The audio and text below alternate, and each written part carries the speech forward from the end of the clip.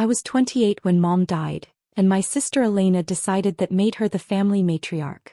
The estate lawyer needs to see us both, I told her over the phone 2 days after the funeral. I already met with him, Elena said dismissively.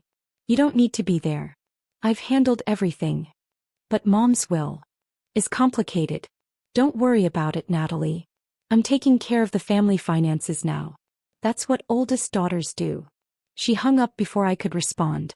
Elena was 34, 6 years older than me, and she'd spent our entire lives reminding me of it. She was the successful one, the corporate lawyer married to a surgeon, living in a penthouse on the Upper East Side. I was the disappointment, the social worker with a modest apartment in Astoria helping domestic violence survivors for $52,000 a year. At least that's how Elena saw it. 3 weeks after Mom's funeral, I went to First National Bank to access Mom's safety deposit box. She'd given me a key years ago, along with specific instructions about documents I'd need after her death. I need to access Box 847, I told the bank representative, a pleasant woman named Carol. Of course. Do you have your key and identification? I produced both. Carol checked her computer, then frowned. I'm sorry, but there's a hold on this box.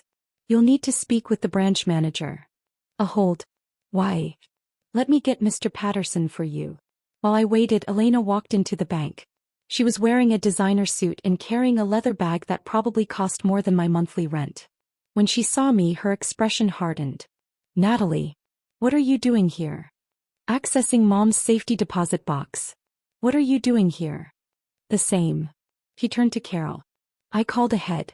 Elena Castellano. I need Box 847. Carol looked between us uncomfortably. Miss Castellano, your sister was just. My sister doesn't have authorization, Elena interrupted.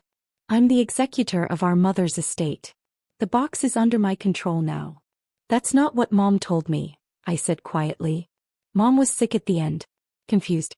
She said a lot of things that weren't accurate.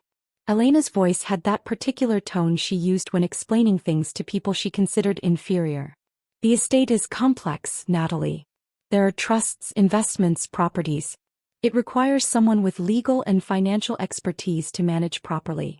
Someone like you. Exactly. She smiled, but it didn't reach her eyes. You understand. Mr. Patterson emerged from his office, a distinguished man in his 50s who'd known our family for years. Ms. Morrison. Miss Castellano. Let's discuss this in my office. We followed him into a room with glass walls overlooking the bank floor. Patterson closed the door and gestured for us to sit. There seems to be some confusion about Helena Morrison's estate, he began carefully. There's no confusion, Elena said. I'm the executor. I've placed a hold on all estate assets until probate is complete, including the safety deposit box. Elena, Mom gave me specific instructions. I started. Mom was dying, Elena interrupted. She wasn't thinking clearly. I'm protecting the family assets. That's my responsibility now. Patterson cleared his throat. Ms. Castellano, while you are named as executor of certain aspects of the estate, the safety deposit box has specific access provisions. Both daughters are authorized. Then I'm revoking Natalie's access as executor. You can't do that, Patterson said. The authorization was set up independently of the will. Elena's jaw tightened. Fine. But nothing leaves this bank without my approval. As executor, I have authority over estate assets. He turned to me. You'll never touch the family money, Natalie. I'm in charge now. Mom left me in control because she knew I could handle it. You're in way over your head. I smiled politely, saying nothing. It was a skill I'd developed over years of dealing with Elena. Stay calm, stay quiet, let her talk herself out. You work with abuse victims, for God's sake, Elena continued, warming to her subject. You make barely enough to survive. You have no idea how to manage wealth, how to handle investments, how to deal with complex trusts. This requires sophistication you simply don't have. I understand, I said softly. Do you? Because I'm trying to protect you. The estate is worth over $30 million. That's not money someone with your limitations should be handling. Mr. Patterson shifted uncomfortably. Miss Castellano. It's fine, I said. Elena's right that the estate is complex. I'm sure she'll handle it appropriately. Elena looked surprised that I'd agreed so easily. Good. Then we understand each other. Perfectly. Mr. Patterson, please proceed with the box access, Elena said. I'll supervise to ensure nothing is removed inappropriately. We followed Carol down to the vault. Elena watched as I opened the safety deposit box, her eyes tracking every movement like she thought I might steal something. Inside were documents, jewelry, and a sealed envelope with my name on it in Mom's handwriting. That's mine, I said, reaching for it. Elena's hand shot out. Everything in this box is part of the estate. It stays here until I review it. It's addressed to me. And I'm the executor. Nothing gets removed without my approval. She smiled triumphantly. You'll never touch the family money, Natalie. Not without going through me first. I looked at her for a long moment. If you say so. Something in my tone made her eyes narrow. What's that supposed to mean? Nothing. You're in charge. You made that very clear. We stood there in the vault, Elena's hand still on the envelope, when Carol's phone buzzed. She glanced at it and looked startled. Ms. Castellano? Your banker is here. Says it's urgent. Pie banker. Elena frowned. I didn't schedule an appointment. He says it's about your trust fund. Elena's face went slightly pale. Tell him I'll call him later. He says it's time-sensitive. Something about approvals.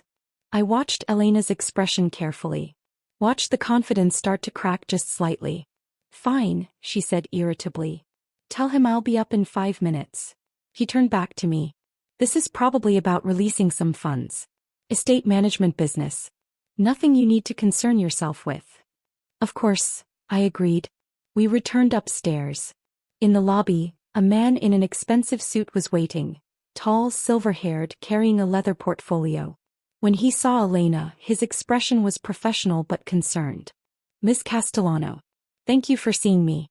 I'm sorry to interrupt, but we have a situation. What kind of situation, Gerald?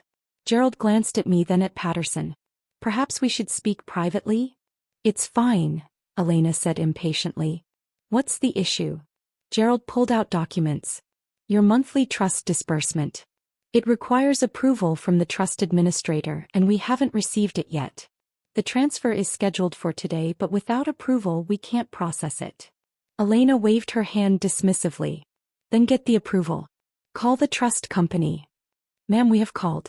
Multiple times. They're saying all disbursements now require direct authorization from the administrator. That's ridiculous. It's automatic. It's been automatic for years. It was automatic, Gerald corrected carefully. But apparently the administrator has implemented a new review process for all disbursements. Everything requires explicit approval now. Elena's face was reddening. The administrator works for the trust. For my family. They can't just change procedures without notice. Actually, ma'am, according to the trust documents, the administrator has full authority over disbursement procedures. Then tell them to approve it. We've tried. They're requesting a meeting with you to discuss the trust structure and ongoing disbursements. A meeting? I don't have time for meetings. I have the Westfield closing tomorrow, 3 court appearances this week. Elena stopped, visibly collecting herself.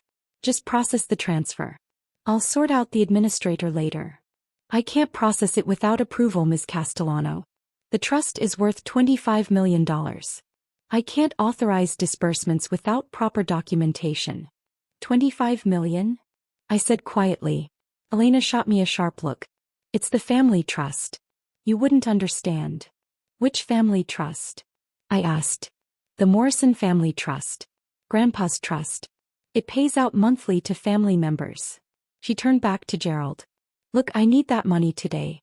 I have expenses, obligations. How much is the monthly disbursement? I asked. That's none of your business, Elena snapped. Gerald glanced at his papers. $42,000 monthly to Ms. Castellano. I did the math quickly. That's over $500,000 a year. So. Elena's voice was defensive now. It's family money. I'm entitled to it. And me? I asked. Do I get disbursements from Grandpa's trust? Elena's silence was telling.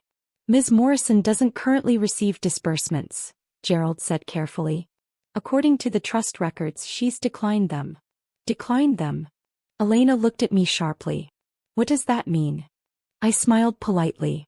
It means the trust administrator offered and I said no. Why would you say no to free money? Because it wasn't free, I said. And because I didn't need it. Elena stared at me like I'd spoken in a foreign language. You're insane. Who turns down trust money? Someone who prefers to live on what they earn, I replied. That's the most idiotic thing I've ever heard. Elena turned back to Gerald. Get the administrator on the phone. No. I want this resolved immediately. Gerald pulled out his phone, dialed and put it on speaker. After 3 rings, a woman's voice answered. Morrison Family Trust Administration. This is Diana Chin speaking. Miss Chin, this is Gerald Whitmore from First National. I'm here with Elena Castellano regarding her monthly disbursement. Ah yes. Miss Castellano. We've been trying to reach you. Elena leaned toward the phone. Why haven't you approved my disbursement? It's automatic. It's always been automatic. Miss Castellano, the trust administrator has implemented a new review process. All disbursements now require explicit approval based on need and responsible use of funds. Need? I don't have to prove need. It's my family money. It's trust money, Diana corrected gently. Held in trust for family members, distributed at the administrator's discretion. The administrator works for us. Actually, the administrator works for the trust as established by your grandfather's wishes. And the administrator has decided that all disbursements require review. Elena's hands were shaking slightly. This is insane. Who is this administrator? I want to speak with them directly. You're speaking to their office now, Miss Castellano. If you'd like to discuss your disbursements, we can schedule a meeting. A meeting for what? To beg for my own money? To discuss responsible use of trust funds and future disbursement terms, Diana said calmly. The administrator is concerned about the sustainability of current disbursement levels. Sustainability? The trust is worth $25 million. Which is why responsible management is crucial. Excessive disbursements deplete the trust over time. Elena's credit cards fell from her hand, clattering on the marble floor. Her face had gone from red to white. I need that money. I have bills, expenses. Which is exactly why we need to meet, Diana said. To understand your financial situation and determine appropriate disbursement levels going forward. This is. Elena seemed unable to find words. She looked at me suddenly. Did you do this? Do what? I asked. This sudden change. This review process. Her voice was rising. You somehow convinced the administrator to block my money. Elena, I don't even know who the administrator is. Liar. He was nearly shouting now. You've always been jealous of me. Always resented my success. Now you're sabotaging me. Mr. Patterson stepped forward. Miss Castellano, please calm down. We're in a bank. Don't tell me to calm down. My sister is trying to steal from me. I haven't touched your trust fund, I said quietly. I don't even take disbursements from it, remember? Then how is this happening? How is the administrator suddenly reviewing everything right when you show up here? Diana's voice came through the phone. Miss Castellano, Ms. Morrison has nothing to do with this review process. The administrator makes all decisions independently. I want to speak with the administrator. Now. I can schedule a meeting for later this week. Now. I want to speak with them now. There was a pause. Then Diana said, Hold please. The phone went on hold. Elena paced the lobby, her designer heels clicking against the marble. She kept glancing at me with a mixture of suspicion and something that looked like fear. This is your fault, she muttered. Somehow this is your fault. The hold music stopped. A new voice came through the phone. Calm, professional, familiar. This is Natalie Morrison. I'm the trust administrator. Hello, Elena. The silence in the bank lobby was absolute. Elena's mouth opened and closed. No sound came out. Her face cycled through several colors. White to red to gray. That's impossible, she finally whispered. It's documented fact, I said. I've been the trust administrator for 5 years. Since I was 23. But you're a social worker. You work with abuse victims. You live in Astoria. You drive a 12-year-old Civic. Yes, I agreed. Because I choose to. Not because I have to. You can't be the administrator. You don't know anything about finance, about money management. I have a master's degree in finance from NYU, I said calmly. And a certification in trust administration. I manage the Morrison Family Trust as my full-time job. The social work is volunteer work I do 2 days a week because it matters to me. Elena looked like she might faint. Gerald produced a chair and she sat down heavily. 5 years, she whispered. You've been in charge for 5 years? Yes. So the disbursements, the $42,000 a month, you've been approving them? Every single month. Along with Dad's $38,000, Aunt Caroline's $28,000, and Uncle Robert's $22,000. Oh my God. Elena put her head in her hands. All this time I've been treating me like I'm poor and incompetent while living on money I approved? I finished gently. Yes. Mr. Patterson cleared his throat. Perhaps we should move this to my office. Good idea, I agreed. We returned to the glass-walled office. Elena sat staring at her hands while I pulled documents from my bag. Comprehensive reports I'd brought expecting this conversation to happen eventually. The Morrison Family Trust, I began, was established by Grandpa Morrison 40 years ago. Current value, $25.3 million. Monthly disbursements to family members total approximately $180,000. That's $2.16 million annually. Elena looked up. I don't understand. If you control the trust, why did you let me believe that I was poor, that I was struggling, that I needed your help? I smiled sadly. Because Mom asked me to. Mom knew. Mom is the one who suggested Grandpa appoint me as administrator. She wanted to see how the family would treat me without knowing I had money or power. That's cruel, Elena whispered. Is it? Or is it illuminating? I slid papers across the desk. These are disbursement records for the past 5 years. Elena, you've received $2.52 million from the trust. Money I approved every single month. While you worked as a social worker, she said dully. While I volunteered as a social worker, I corrected. 2 days a week. The rest of the time I manage the trust. I earn $180,000 annually as administrator, plus 3% of trust assets in performance fees. Last year, that was approximately $750,000 total. Elena's head snapped up. You make $750,000 a year? Give or take. And you live in Astoria. I like Astoria. It's a great neighborhood. You drive a 12-year-old Civic. It runs perfectly. Why would I replace it? Because you can afford to. Elena's voice was rising again. You make more than I do. You have more than I do. Why do you live like you're poor? I don't live like I'm poor, I said calmly. I live within my means. There's a difference. But why? What's the point of having money if you don't spend it?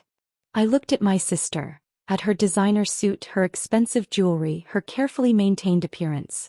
You spend $42,000 a month in trust money on top of your lawyer salary.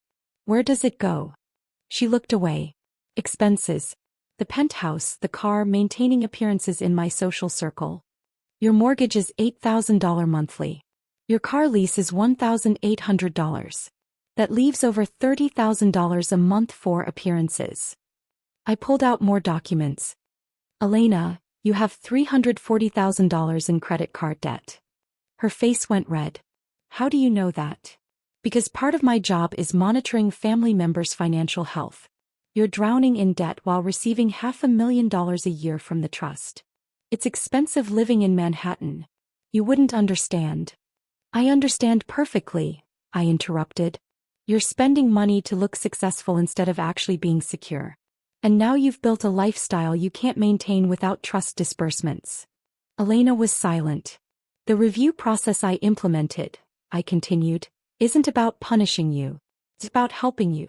The trust can't sustain these disbursement levels forever. If the family keeps withdrawing $2.16 million annually, the trust will be depleted in 12 years. 12 years. Elena looked genuinely shocked. Yes. Grandpa wanted the trust to last generations. At the current rate, it won't last one. So what are you saying? I'm saying disbursements need to be reduced. Significantly. Starting with yours. You can't do that. Elena stood up. I need that money. My expenses, my lifestyle. Your choices, I finished. You chose the penthouse you can't afford. You chose the car lease that strains your budget. You chose appearances over security. This is revenge, Elena said bitterly. For today. For the bank. For blocking your access. No, I said. This is me doing my job. The job I've been doing for 5 years while you treated me like I was beneath you. Elena sat back down slowly. What do you want from me? I want you to learn what I learned. That real security comes from living within your means. That wealth isn't about appearances. That family isn't about who controls whom, it's about supporting each other honestly. And if I don't accept your conditions? Then the disbursements stop entirely, and you learn to live on your lawyer salary without any trust support. Her hands were shaking. How much are you cutting me to? $15,000 monthly. Still $180,000 a year on top of your income. More than generous. That's a 60% reduction. It's more than you need. And it's still 3 times what most families live on annually. I can't maintain my life on $15,000 a month. Then change your life, I said simply. Downsize the apartment. Sell the leased car. Cut the excessive spending. Learn to live authentically instead of performing success. Elena looked at me with something like desperation. You really think you can force me to do this? I don't have to force you, I said. You can refuse. But then you get 0 from the trust and figure out how to live on your lawyer salary while paying off $340,000 in debt. That's impossible. No, it's just hard. There's a difference. I pulled out one final document. Or you can accept the new terms. Reduced disbursement, financial counseling, a plan to pay down your debt and live within your actual means. Financial counseling? I'm a corporate lawyer. Who's $340,000 in debt despite earning $280,000 a year plus trust money. Yes, you need counseling. Elena stared at the document. And Dad? Aunt Caroline? Uncle Robert? Are you cutting them all too? Yes. Everyone gets the same treatment. Financial review, reduced disbursements, counseling requirements. They're going to hate you. Probably, I agreed. But they'll be financially secure. That's more important than being liked. Is it? Elena's voice was bitter. You've been lying to all of us for 5 years. Letting us think you were poor while you controlled our money. How is that better? I never lied, I said. I just didn't correct your assumptions. You assumed I was poor because I lived modestly. You assumed I was incompetent because I did social work. You assumed I needed your help because I didn't flaunt wealth. All while judging us. No. While doing my job. Managing the trust responsibly. Trying to help the family learn what Grandpa wanted us to learn. Which is what? That money isn't success. Security isn't appearance. Family isn't about status or control. It's about genuine care. Elena was quiet for a long time. Finally she said, at the bank. When you said I'd never touch the family money. I was so smug. I noticed. And all along you were the one deciding whether I could access it. Yes. That must have been satisfying. Watching me strut around thinking I was in charge. I looked at her carefully. It was sad actually. Watching you perform superiority while being dependent on money I controlled. Watching you build a life on a foundation that wasn't yours. Elena's eyes filled with tears. I've been horrible to you. Yes, I agreed. You have been. And you still approved my disbursements every month. Because that's my job. And because you're my sister. And because I hoped you'd eventually learn what Mom wanted you to learn.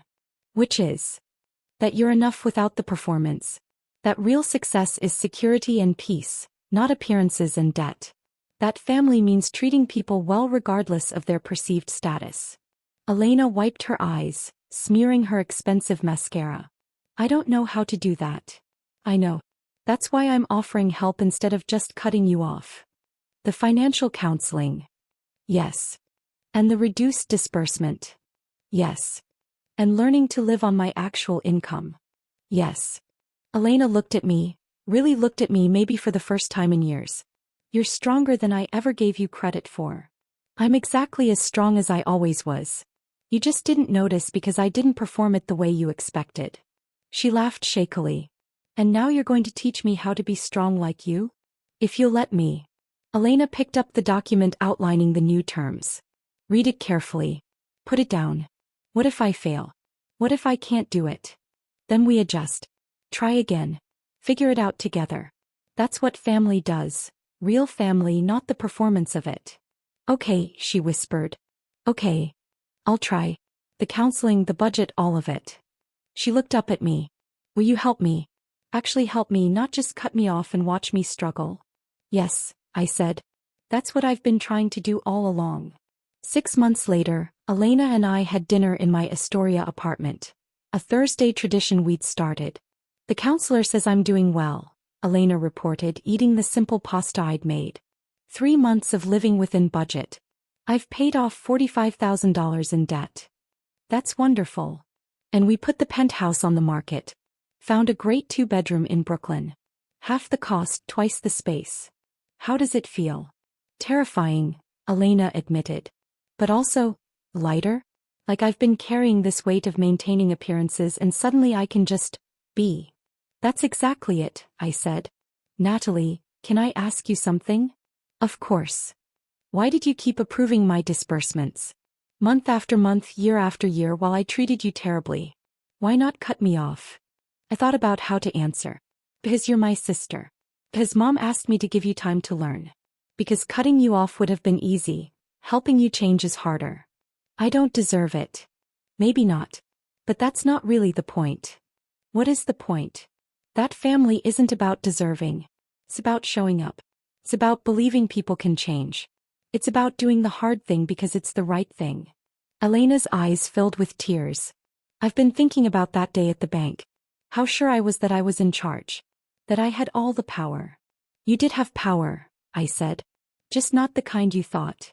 What do you mean? You had the power to be kind. To treat me with respect. To see me as a person instead of a disappointment.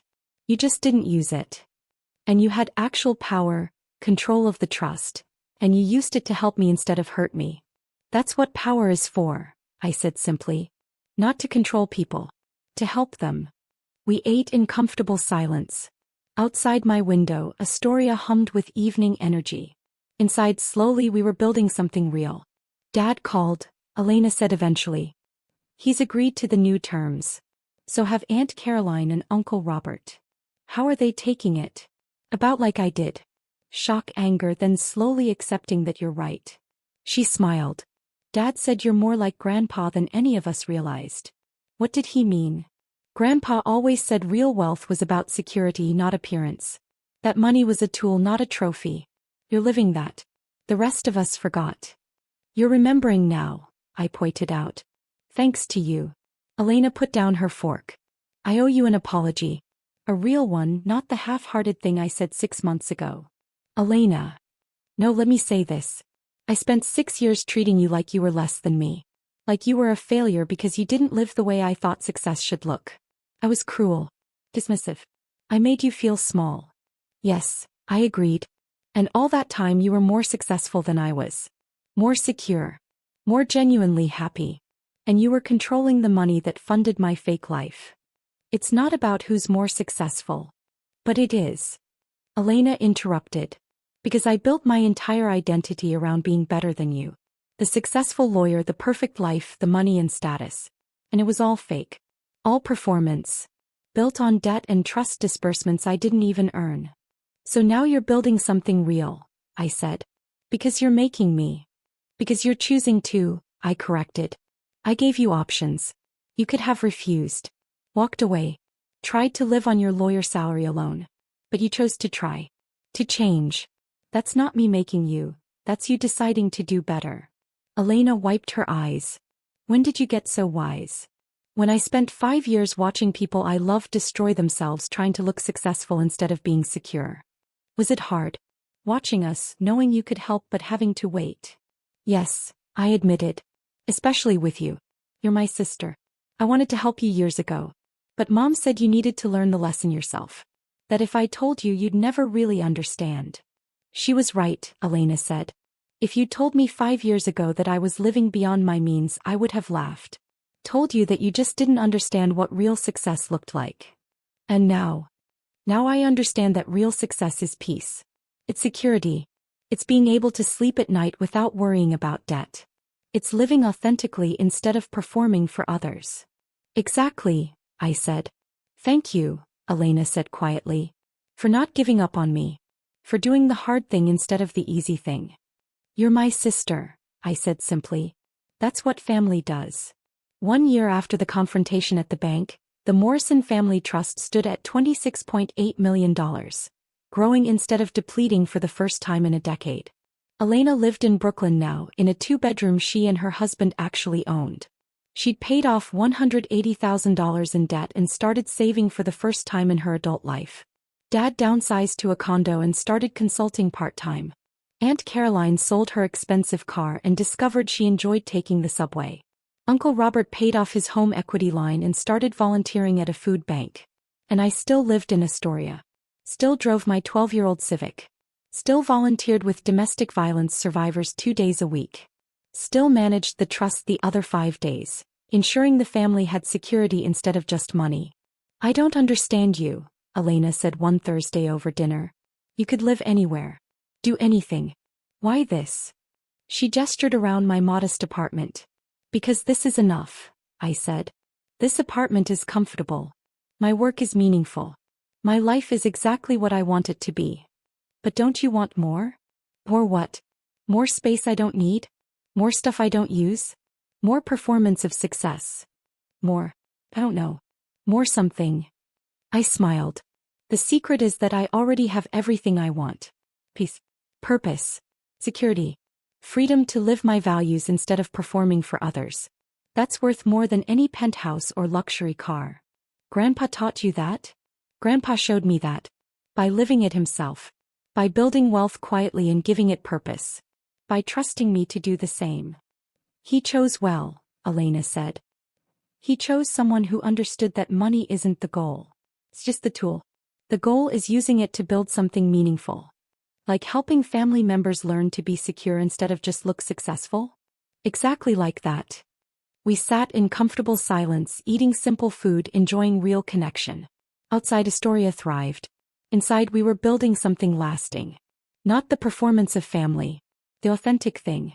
And every month I managed the trust Grandpa had left. Not just the money. The lesson. That real wealth isn't what you have. It's what you do with it. It's how you help others. It's living your values quietly, consistently, authentically. Grandpa would have been proud. Finally, I was too. 2 years after Mom's death, all family members had reduced their debt by an average of 65%. The trust continued growing, now projected to last indefinitely with sustainable disbursements. Elena wrote a blog about financial authenticity that went viral. Dad started teaching workshops on living within your means. Aunt Caroline and Uncle Robert became advocates for financial literacy in their community. And I kept living in Astoria. Kept driving my Civic. Kept doing work that mattered. Not because I had to, but as I chose to. Because success isn't measured in appearances. It's measured in peace. In purpose. In knowing who you are regardless of what others think. That's what Grandpa taught me. That's what I taught my family. And that's the real inheritance, not the money but the wisdom. The understanding that real wealth is freedom. Real success is security. Real family is showing up with truth instead of performance. Mom was right to wait. The lesson took time. But it was worth it.